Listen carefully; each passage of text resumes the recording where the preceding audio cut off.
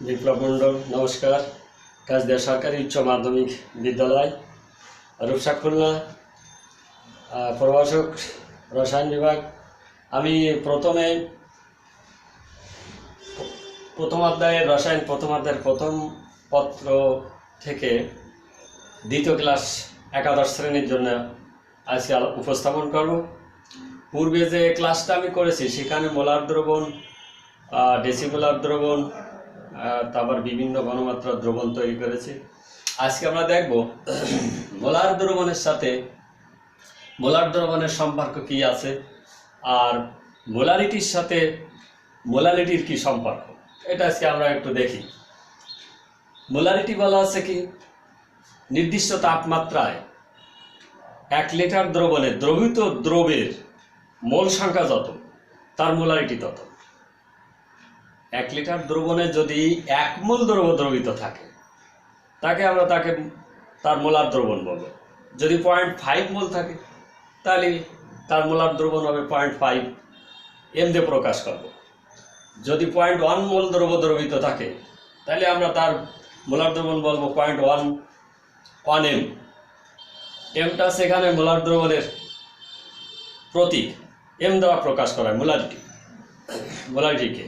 এখন যদি আমরা গাণিতিকভাবে দেখি তাহলে নির্দিষ্ট একটা আয়তন থাকতে হবে। সেই আয়তন আমরা মিলিলিটারেও ধরে নিতে পারি। মনে করি আয়তন VmL।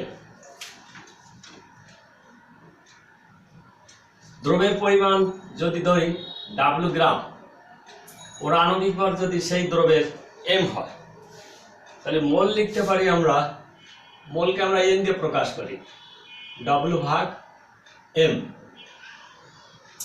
আর ঘনমাত্রাকে অনেক বইতে C দিয়েও প্রকাশ আছে আর S দিয়েও প্রকাশ করা যায়। ঘনমাত্রা যদি S হয় তাহলে আমরা ঘনমাত্রা বা মোলারিটি S সমান লিখতে পারবো মোল এককে দ্রবের ভর W/M, আর লিটারে দ্রবণের আয়তন, এটা মোল। লিটার বললে যতটা ml আছে তাকে আমরা 1000 দিয়ে ভাগ করবো, এটাকে আমরা লিটার লিখতে পারবো। তাহলে এখান থেকে গাণিতিকভাবে আসে 1000 W/mv, একক হবে মোল পার লিটার। তারপর এখানের মোলারিটির একক মোল পার লিটার।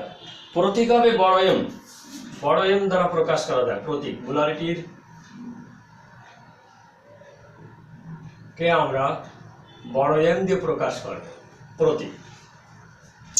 তাহলে মোলারিটির সাথে মোলারিটির কি সম্পর্ক? একটা আছে মোলারিটি, এটা মোলারিটি, আরেকটা আছে মোলালিটি।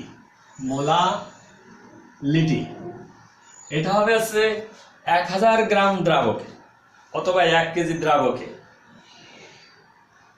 1000 গ্রাম দ্রাবকে বা 1 কেজি দ্রাবকে দ্রবীত দ্রবের মোল সংখ্যাটা আছে মোলাল দ্রবণ, আর এই ঘনমাত্রাকে মোলালিটি বলা। 1000 গ্রাম দ্রাবকে দ্রবীত হবে W দ্রবণের যদি ভর ধরা হয়, দ্রবণের ভর W1 গ্রাম, তারপর দ্রবের ভর W2 গ্রাম, দ্রবের আণবিক ভর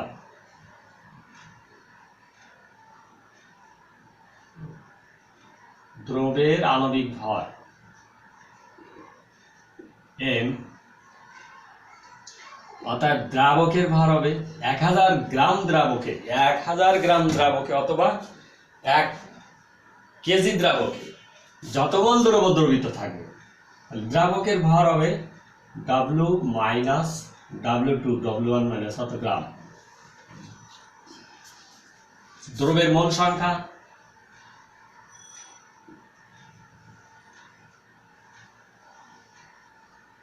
W2/M, এত মোল। তাহলে আমরা লিখতে পারবো এখন মোলালিটি হবে হচ্ছে দ্রবের গ্রামে প্রকাশিত হরও লিখতে পারি অথবা মোল W2/M ভাগাচ্ছে W দ্রাবকের মধ্যে গুণ 1000 গ্রাম দ্রাবক, 1000 গ্রাম দ্রাবক। এটাকে আবার এটা ছোট এম দ্বারা প্রকাশ করা হয়, ছোট প্রতীক। তাহলে মোলারিটিকে ছোট এম দিয়ে প্রকাশ করা হয় আর মোলারিটিকে বড় এম দিয়ে প্রকাশ করা হয়। তাহলে এটাকে আমরা অন্যভাবে লিখে দিতে পারি, ডব্লুটা এমটা আমরা আর একটু নিচে নামায় লিখতে পারি। তাহলে এটাকে এর একক হবে মোল পার কেজি। 1000 গ্রাম দ্রাবক মানে 1 কেজি। আর এর একক আছে মোল পার লিটার, মোল পার কেজি। এদের মধ্যে একটা পার্থক্য বিদ্যমান আছে, সেটা আমরা একটু দেখি। পার্থক্যটা মোলারিটি এবং অনেকটা আমরা বলে ফেলেছি যে মোলারিটি এবং মোলারিটির প্রতীক হচ্ছে, মোলারিটির প্রতীক বড় এম, এম দিয়ে প্রকাশ করা হয়, ওইটাকে ছোট এম দিয়ে প্রকাশ করা হয়। এর একক মোল পার লিটার আর এটার একক মোল পার কেজি। এটা তাপমাত্রার উপর ডিপেন্ডেন্ট, তাপমাত্রা একক ডিপেন্ডেন্ট, আর এটা তাপমাত্রার উপর নির্ভরশীল নয়, বা তাপমাত্রার উপর নির্ভরশীল, এটা তাপমাত্রার উপর নির্ভরশীল নয়। তাপমাত্রা যেহেতু 1000 ml অথবা 1000 সেন্টিমিটার কিউব, 1000 সেন্টিমিটার কিউব দ্রবণে দ্রবীত থাকে, আর এটা 1000 গ্রাম বা 1 কেজিতে, 1 কেজি দ্রাবকে দ্রবীত থাকে। আমরা একটা পার্থক্য দেখলাম মোলারিটি এবং মোলারিটির মধ্যে। আমরা এই সাথে রিলেটেড যে সমস্ত বস্তুর ঘনমাত্রা নির্ণয় করব সেটা আদর্শ হতে হবে। এই জন্যই বস্তুকে, পদার্থকে স্ট্যান্ডার্ড সাবস্টেন্স বা স্ট্যান্ডার্ড পদার্থ বলা হয়। তাদেরকে বিভিন্ন বৈশিষ্ট্য আছে। আমরা স্ট্যান্ডার্ড পদার্থের 4টি বৈশিষ্ট্য একটু আলোচনা করি। প্রাইমারি স্ট্যান্ডার্ড পদার্থ হবে সেই পদার্থ যা বাতাসে রেখে দিলে তার যে উপাদানগুলো আছে, অক্সিজেন, কার্বন ডাইঅক্সাইড, জলীয় বাষ্প, এর সাথে কোনো বিক্রিয়া করবে না। 1 নাম্বার গেল। 2 নাম্বারে বলছে যে এই সমস্ত পদার্থের ঘনমাত্রা যদি নির্ণয় করা হয় তা বহুদিন অপরিবর্তিত থাকবে। যে সমস্ত নীতিতে এই সময় প্রাইমারি স্ট্যান্ডার্ড পদার্থ ওজন করা হবে সেটা ওই নীতির কোনো ক্ষতি করবে না, আবার দীর্ঘদিন স্থায়ী থাকবে, বিশুদ্ধ অবস্থায় পাওয়া যাবে। সেকেন্ডারি স্ট্যান্ডার্ড পদার্থের ক্ষেত্রে দেখা গেছে এই যে আমরা প্রথমে যে প্রাইমারি স্ট্যান্ডার্ড পদার্থের যে বৈশিষ্ট্যগুলো ফলো করে, এইগুলো সাধারণত ফলো করবে না। বাতাসে উপাদান অক্সিজেন, কার্বন ডাইঅক্সাইড, জলীয় বাষ্পের সাথে বিক্রিয়া করবে, বিশুদ্ধ অবস্থায় পাওয়া যাবে না। ওই যে নীতিটা আমরা যে পলভঙ্গি ব্যালেন্সে ওজন করি, ওই নীতিটাই এই সমস্ত পদার্থ ক্ষতি করতে পারে। যেমন প্রাইমারি স্ট্যান্ডার্ড পদার্থের প্রাইমারি স্ট্যান্ডার্ড সাবস্টেন্স আর সেকেন্ডারি স্ট্যান্ডার্ড সাবস্টেন্স। উদাহরণ হিসেবে আমরা দেখতে পারি যে পটাশিয়াম ডাইক্রোমেট একটা প্রাইমারি স্ট্যান্ডার্ড পদার্থ, A2Cr2O7, আর এটা হচ্ছে potassium permanganate KMnO4, primary standard পদার্থ, সেকেন্ডারি স্ট্যান্ডার্ড পদার্থ। এর সাথে আরো আছে অনার্দ্র সোডিয়াম কার্বনেট, সোডা হিসাবে। এটা আছে আমরা সোডিয়াম হাইড্রোক্সাইড বলতে পারবো, সোডিয়াম হাইড্রোক্সাইড, পটাশিয়াম হাইড্রোক্সাইড ক্ষার। এটার সাথে আমরা বলতে পারবো প্রাইমারি স্ট্যান্ডার্ড পদার্থের মধ্যে আছে calcium oxalate, hydrated calcium oxalate, CaC2O4, calcium oxalate 2 অনুপানি, হাইড্রেটেড। এটা বিভিন্ন acid hydrochloric acid, sulphuric acid, H2SO4, nitric acid, oxalic acid hydrated, oxalic acid H2C2O4 hydrated, পানিযুক্ত। এটা আরো আছে বিভিন্ন জারক বা বিজারক পদার্থ, যেমন সোডিয়াম থায়োসালফেট ইত্যাদি। এটা আরো আছে প্রাইমারি স্ট্যান্ডার্ড পদার্থ, সেকেন্ডারি স্ট্যান্ডার্ড পদার্থ। এদের ঘনমাত্রা যদি আমরা নির্ণয় করে রাখি বহুদিন পর্যন্ত অপরিবর্তিত থাকবে, আর এদের ঘনমাত্রা নির্ণয় করলে অপরিবর্তিত থাকবে না, চেঞ্জ হয়ে যাবে, পরিবর্তন হয়ে যাবে। এছাড়া আমরা আজকে এই বিভিন্ন স্ট্যান্ডার্ড পদার্থ বা সেকেন্ডারি এবং প্রাইমারি দেখলাম। এবার মোলারিটি এবং মোলালিটি এগুলো নির্ণয় করতে গেলে অনেক সময় শতকরা এককে আসে, তারপরে আসে শতকরা থেকে মোলারিটি নির্ণয় করতে হয়, মোলারিটি থেকে শতকরায় পরিবর্তন করতে হয়। তাহলে আমরা শতকরা থেকে যদি মোলারিটিতে প্রকাশ করতে যাই তা কীভাবে করব? যেমন একটা উদাহরণ হিসাবে আমরা বলতে পারি 5% সোডিয়াম হাইড্রোক্সাইডকে মোলারিটিতে প্রকাশ করো, মোলারিটিতে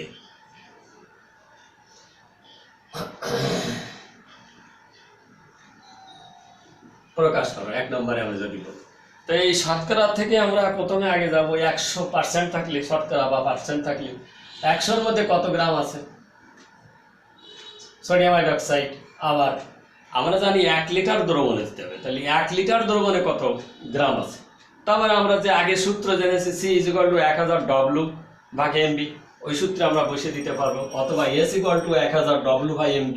তাহলে আমরা একটু করে দেখি যে 100 গ্রাম বা 100 ml দ্রবণ W/V যদি এরকম থাকে, তাহলে আমরা বলবো 100 গ্রাম 100 ml দ্রবের পরিমাণ বা সোডিয়াম হাইড্রোক্সাইডের পরিমাণ, এর পরিমাণ 5 গ্রাম। অতএব 1000 ml দ্রবণে সোডিয়াম হাইড্রোক্সাইডের পরিমাণ 5 × 1000/100, 50 গ্রাম। তাহলে আমরা জানি C=1000W, সির জায়গায় এসও দিতে পারবো, 1000W/mb। এখানে W সমান আছে 50 গ্রাম, এম আছে আণবিক ভর 40, V সমান আছে 1000 ml। মানগুলো বসাই দিয়ে আমরা গাণিতিক সমস্যা সমাধানে যেতে পারি।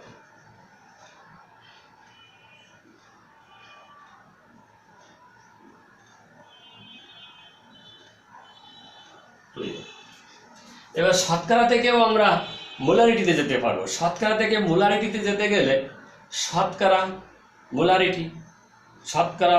থেকে মোলারিটিতে যেতে হবে। এই শতকরা থেকে মোলারিটিতে গেলাম, এবার মোলারিটি থেকে আমরা শতকরায় যেতে পারবো। তাহলে মোলারিটি থেকে শতকরা পরিমাণ যেতে গেলে আমরা লিখবো হচ্ছে যত মোলারিটি আছে তার আণবিক ভর দিয়ে গুণ, ভাগ আছে 10। কেন? আণবিক মোলারিটি যত হবে তার আণবিক ভর দিয়ে গুণ, আণবিক ভর 40 ভাগ আছে 10। তাহলে কেটে গেল, আর 4 দিয়ে গুণ দিলে 5 হয়ে যাবে, 5 সোজাসুজি যেতে পারে, কারণ 10 দিয়ে ভাগ দিতেছে এই জিনিসটা আছে মোলারিটি, তার মানে এত মোল পার লিটার। মোল পার লিটার থেকে আমরা গ্রাম পার লিটারে যেতে গেলে আণবিক ভর দিয়ে গুণ দিতে হবে, তাহলে গ্রাম পার লিটারে হবে। তাহলে লিটার মানে আছে 1000 ml এর ভিতর আছে অত, তাহলে 1-এর মধ্যে কত, 100-র মধ্যে কত, 1000 আর 100-এর মধ্যে ডিফারেন্স, ভাগ হবে 10 গুণ। এই জন্য 10 দিয়ে ভাগ দিলে আমরা মোলারিটি থেকে শতকরা এককে আসতে পারবো।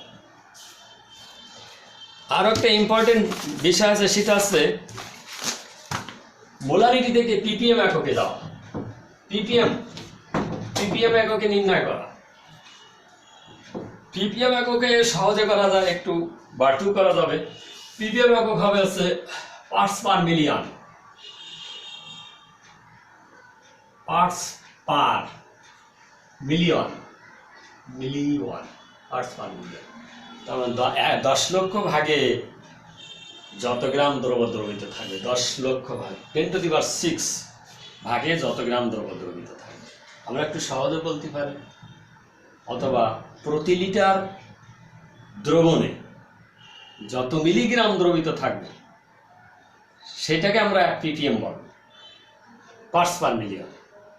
প্রতি, তার মানে মোলারিটি যদি 0.5 হয়, 5m হয়, তাহলে সেটাকে আমরা মোল পার লিটারে বানালাম, সোডিয়াম হাইড্রোক্সাইড দিয়ে দিলাম, যে কোনো একটা পদার্থ মোল পার লিটার সোডিয়াম হাইড্রোক্সাইড 0.5 কে গ্রাম পার লিটারে বানালাম, গ্রাম 40 দিয়ে গুণ দিলে গ্রাম per litre sodium hydroxide 0.4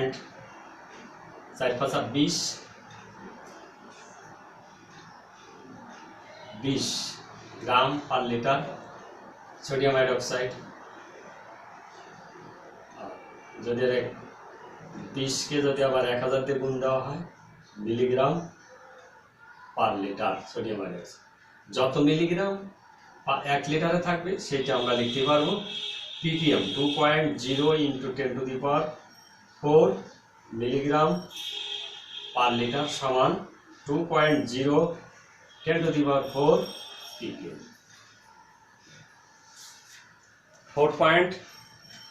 2.0 × 10⁴ milligram per litre অথবা ppm। এছাড়াও আমরা বলতে পারবো যে 10 লক্ষ, প্রতি 10 লক্ষ ভাগে কোনো দ্রবের যতবার দ্রবিত থাকে সেই নির্দেশক সংখ্যাকে ওই দ্রবণের ppmও বলা হয়। তার মানে ppm সমান লিখতে পারি W1, যদি আমরা ভর লিখি, দ্রবের ভর লিখি W2, আর দ্রবণের ভর লিখি যদি গ্রামে W1, তাহলে এর সাথে 10⁶ গুণ। আয়তন এবং ভর নির্ণয় করার ক্ষেত্রেও আমরা এত ppm এ বের করতে পারবো। অথবা অন্যভাবে পারি, ppm আয়তনে যদি বলা হয় তাহলে W2 ভাগ V × 10⁶। এটা আছে যদি আমরা গ্রামে দেয়, এটা যদি লিটার বানাই, লিটার থেকে মিলিলিটার এসে কাটাকাটি করে ওই দেখা যাচ্ছে যে মিলিগ্রাম পার লিটার এসে যাবে, তাহলে এটাও আমরা নির্ণয় করতে পারবো। তার মানে সহজ হয়, প্রতি mm থাকলে, মোলারিটিতে থাকলে মোলারিটি থেকে মোল পার লিটার বের করা যায়, মোল পার লিটার থেকে গ্রামে নির্ণয় করা যায় তার আণবিক ভর দিয়ে গুণ দিয়ে। আণবিক ভর সোডিয়াম হাইড্রোক্সাইড আণবিক ভর 40, সোডিয়াম 23 + 16 + 1, 40 দিয়ে গুণ দেওয়ার পরে গ্রাম পার লিটার হলো সোডিয়াম হাইড্রোক্সাইড। মিলিগ্রাম করলে 1 গ্রাম সমান 1000 মিলিগ্রাম, 1000 দিয়ে গুণ দিলে মিলিগ্রাম পার লিটার হয়। এভাবে আমরা নির্ণয় করতে পারবো। আজকে এই পর্যন্ত। এর পরবর্তী যে ক্লাসটা নিব তাতে এই প্রথম অধ্যায়ের আরও অনেক বিষয় আছে, হ্যাজার্ড সিম্বলগুলো আলোচনা করা যাবে। আর শিক্ষার্থী বন্ধুরা যদি তারা বইগুলো দেখে, ওই যে আমি যে রাইটারগুলোর বইয়ের কথা বলেছি, দেখলে তাদের এই বিভিন্ন সমস্যার সমাধান করতে পারবে এবং বিস্তারিতভাবে জানতে পারবে। যেমন সরস্বতী সিংহ হাজারি, ডক্টর তারপর হচ্ছে মাহবুব হাসান লিঙ্কন, জয়নুল আবেদিন এবং সঞ্জিত কুমার গুহ, এই 4টা বই যে কোনো 2টা যদি অনুসরণ করা হয় তাহলে তারা ভালোভাবে আয়ত্ত করতে পারবে। আজকে এই পর্যন্ত, সবাইকে ধন্যবাদ জানিয়ে এখানে সমাপ্তি ঘোষণা করছি।